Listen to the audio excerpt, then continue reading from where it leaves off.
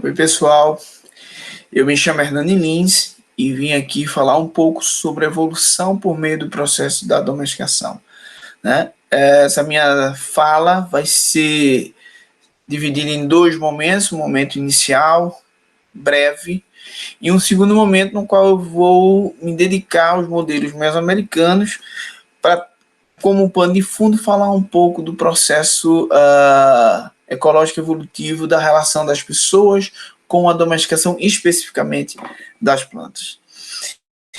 Um momento importantíssimo para a evolução da humanidade foi um período conhecido como Revolução Agrícola ou Revolução Neolítica, no qual os seres humanos saíram de uma condição estrita de coleta e caça para a obtenção dos alimentos para o desenvolvimento de práticas agrícolas, né? Evidentemente, esse processo é um processo que não foi do dia para a noite, é um processo gradual, né?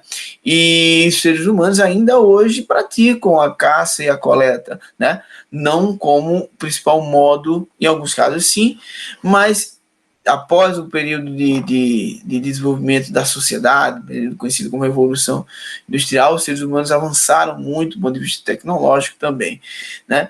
Mas esse período de Revolução Agrícola é conhecido justamente por essa transição. E foi um momento no qual os seres humanos passam a selecionar e manejar recursos da paisagem, elementos da paisagem, da flora e da fauna, para o atendimento às suas necessidades. Não só elementos da paisagem, como também há um manejo em escala de paisagem, que se chama de domesticação da paisagem. Uma das principais ferramentas utilizadas na domesticação da paisagem foi o fogo, né? Então, nesse momento, né, nessa transição, nesse período aí, cerca de 11, 10 mil anos atrás, os seres humanos começam a fazer essa intervenção mais direta na paisagem, nos elementos dessa paisagem. Não vamos poder, devido ao tempo, dedicar a discutir questões relacionadas à domesticação da paisagem, né? Mas eu convido muito, indico para vocês que leiam sobre isso, tem uma temática muito interessante, né? Vem se discutindo bastante os efeitos das ações humanas do ponto de vista da domesticação sobre a paisagem, tem estudos desenvolvidos na região amazônica, tem estudos desenvolvidos nos Andes, na própria Mesoamérica, a gente vai falar um pouquinho, né? Tem uma teoria de construção de nicho cultural e a relação com domesticação de plantas e animais, que também é uma linha vem ganhando forte peso aí há bastante tempo, alguns 10, 15 anos, né, 20 anos.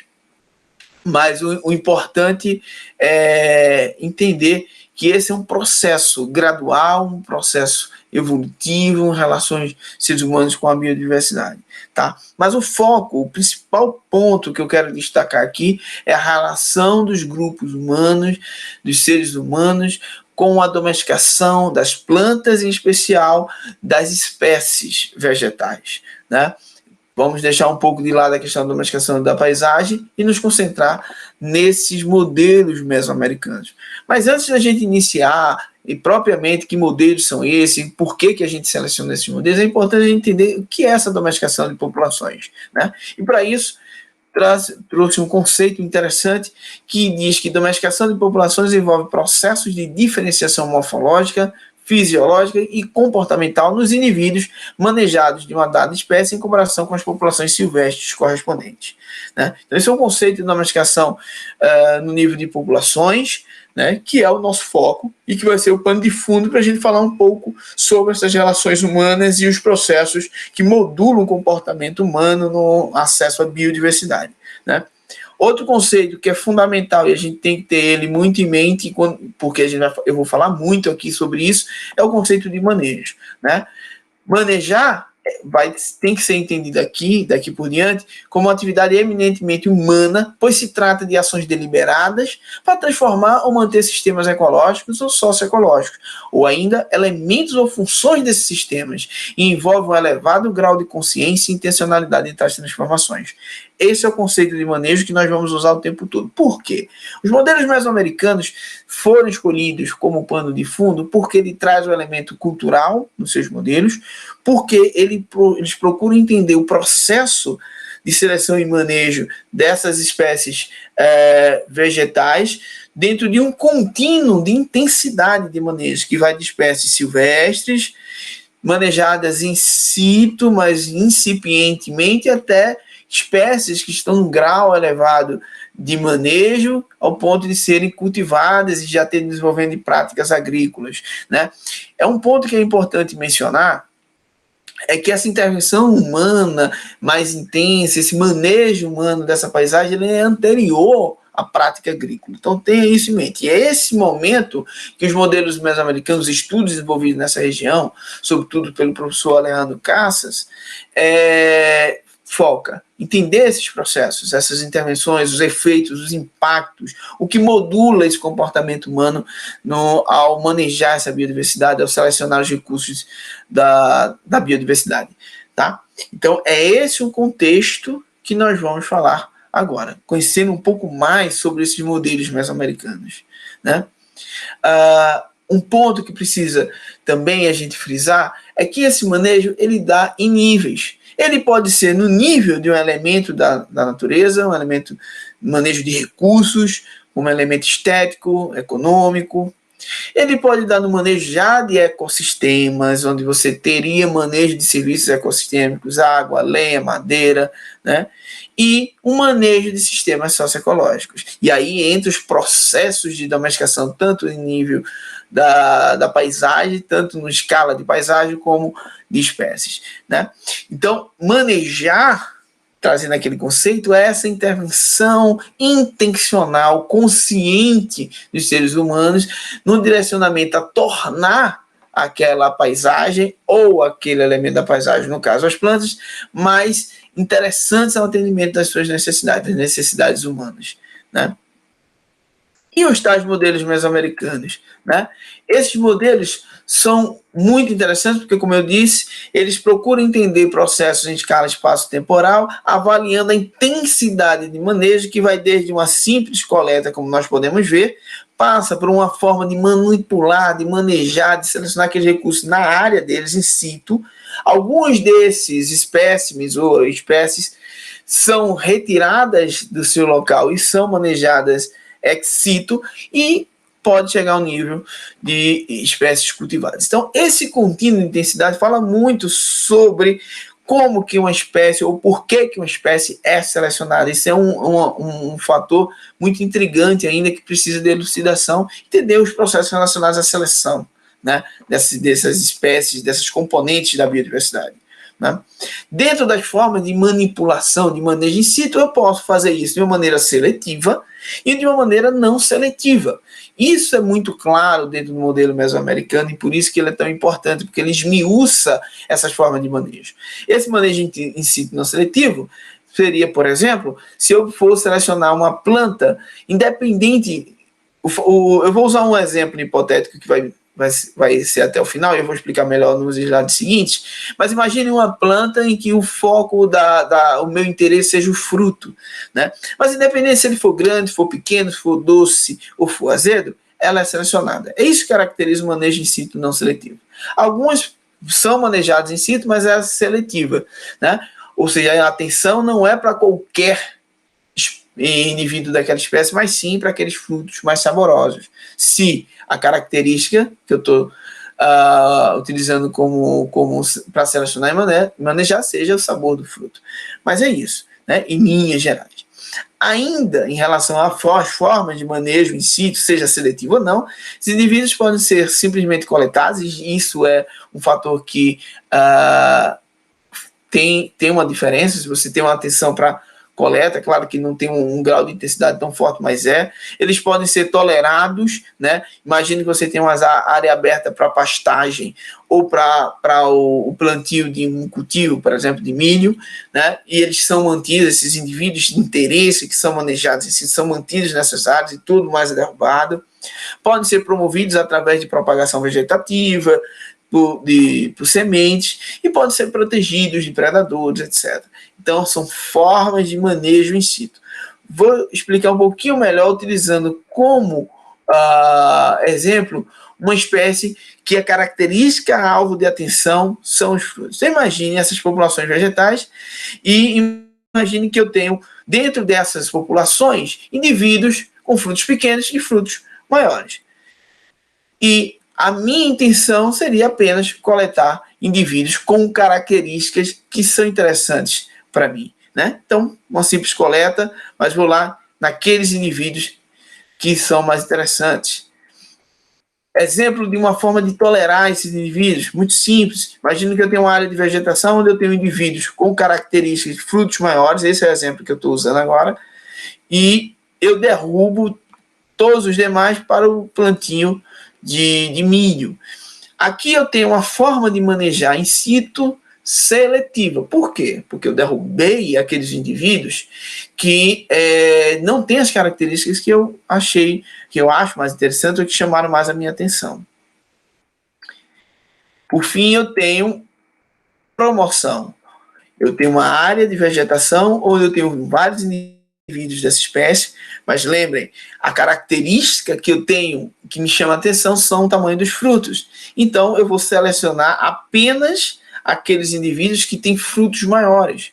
E aí eu vou lá e posso propagar vegetativamente, eu posso pegar uma semente, plantar. Isso trazendo esses indivíduos para mais próximo da minha casa. Eu ainda posso protegê-los, né? Como eu falei anteriormente, contra patógenos, contra predadores. Dessa forma, há um manejo in situ e vários estudos na região da Mesoamérica trabalham e trouxeram várias informações em relação a isso, né? Não só do ponto de vista morfológico, o exemplo que eu trouxe anteriormente focou um pouco mais nessa questão do tamanho, do fruto, etc., mas também de biologia reprodutiva, estudos interessantíssimos sobre biologia reprodutiva e os efeitos da intervenção dessas formas de manejo sobre a biologia reprodutiva de espécies nessa região. As mais estudadas, devido a ser um grande centro de origem, dispersão e domesticação de cactáceas, são os membros dessa família. Aqui 2 exemplos clássicos de estudos que foram desenvolvidos, que são os Stenocereus stellatus e a Polácea. Então, vão vários estudos com várias perspectivas, avaliando a questão de cadeia, de mercado, de morfologia, de fisiologia, não só de cactáceas, mas de fruteiras, fruteiras do gênero Espônias, de espécies do gênero Capsicum, e várias amarantos. Muitos estudos são desenvolvidos nessa região da Mesoamérica, sempre avaliando os efeitos da intervenção humana sobre a biodiversidade, né? Trouxe aqui a questão das cactáceas, porque são bastante estudadas, e desses estudos, eu destaco os estudos que procuraram avaliar os efeitos da ação da transformação humana sobre a biodiversidade, sobre a diversidade genética dessas populações. Por quê? Porque a maioria, quando a gente fala em domesticação e tal, a gente fala que há uma diminuição da variabilidade genética, e isso realmente ocorre em alguns casos. A intervenção foi tamanha na biodiversidade que houve uma diminuição da variabilidade genética.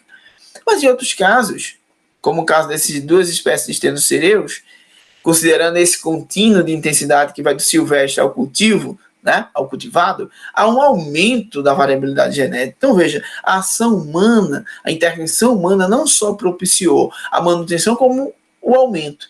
Isso é um ponto interessante para reflexão, né? Até que ponto a retirada de seres humanos de determinadas áreas é uma estratégia interessante. Pode ser que não seja. Nem todo caso vai ser, mas é algo para se pensar. Então, cada caso precisa ser avaliado com calma. O ser humano, muitas vezes, está integrado nesses ecossistemas. A retirada vai causar um impacto, um abalo ao equilíbrio dinâmico daquele sistema, né? Então, esse abalo, esse impacto da retirada de grupos humanos pode trazer consequências desastrosas, né? Em alguns casos, a permanência de grupos humanos sobreexplorando os recursos de forma totalmente desordenada, etc., também pode trazer danos. Então, cada caso é um caso. Trouxe esse exemplo para que a gente reflita sobre isso, né? No Brasil, já se tem alguns estudos que foram desenvolvidos trazendo esses modelos mesoamericanos. Eu trago 2 exemplos que foram desenvolvidos na região do semiárido, um com o buzeiro e outro com o pequi. O buzeiro é uma planta importantíssima no semiárido, ela é manejada in situ de maneira não seletiva na maioria dos casos. O que é isso? As pessoas não derrubam o buzeiro e protegem e limpam toda a parte de baixo. Tem um cuidado com essa planta de maneira não seletiva. Basta ser um buzeiro, independente se o fruto for de interesse, se for saboroso, ou tenha características interessantes ou não, ela vai ser manejada, porque um buzeiro é uma planta muito importante, muito usada no semiárido, né? Os estudos foram desenvolvidos e verificaram, sim, que tem espécies que estão sobre manejo in situ não seletivo, que já tem algumas variações morfológicas, né, que ela está em um estado incipiente ainda de domesticação, mas é bem interessante isso, né? Outra espécie também bastante conhecida é o pequi, o Cariocar coriáceo, né, que também foi estudada, foi uma espécie estudada sob esse modelo de domesticação dos estudos mesoamericanos. Também verificou-se que existe já variações,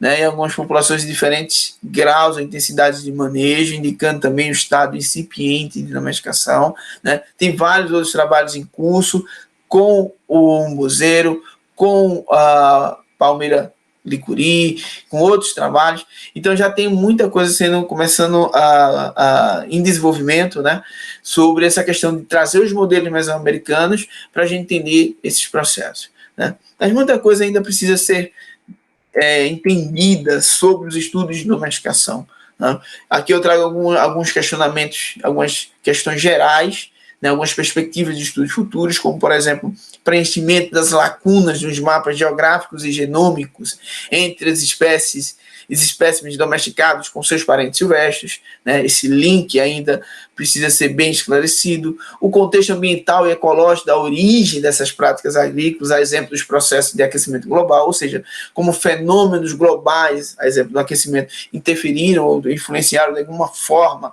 no contexto ambiental, né, socioecológico da origem dessas práticas agrícolas.